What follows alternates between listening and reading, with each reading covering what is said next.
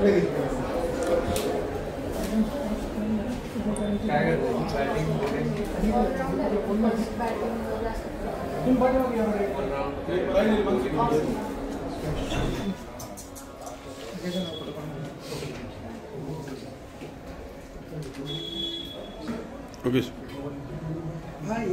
Okay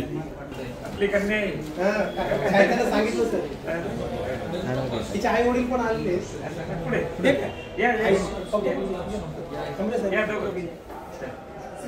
आपल्याकडे आहे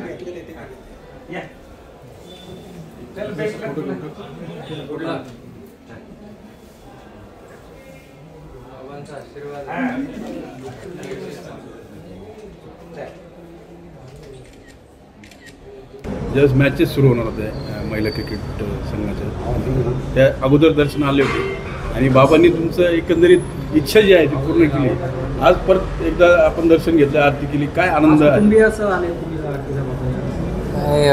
मी नेहमीच येत असतो शिर्डीला. हो, मी जरूर वर्ल्ड कप सुरू व्हायच्या अगोदर मी इकडे आलेलो.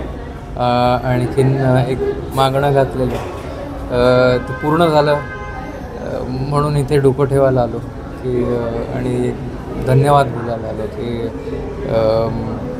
की वर्ल्ड कपसारखी एवढी मोठी टुर्नामेंट, एवढी मोठं कार्य घडून आणलं हे साईबाबांच्याच कृपा. जसं 1983मध्ये आपण वर्ल्ड कप घेतला आणि जो फिवर जो आहे क्रिकेटचा संपूर्ण देशभरामध्ये पसरला, त्यानंतर अनेक नवोदित खेळाडू यायला लागले. आता महिला क्रिकेटने ती खरं तर ते स्वप्न पूर्ण केलेलं आहे 50-52 वर्षाचं.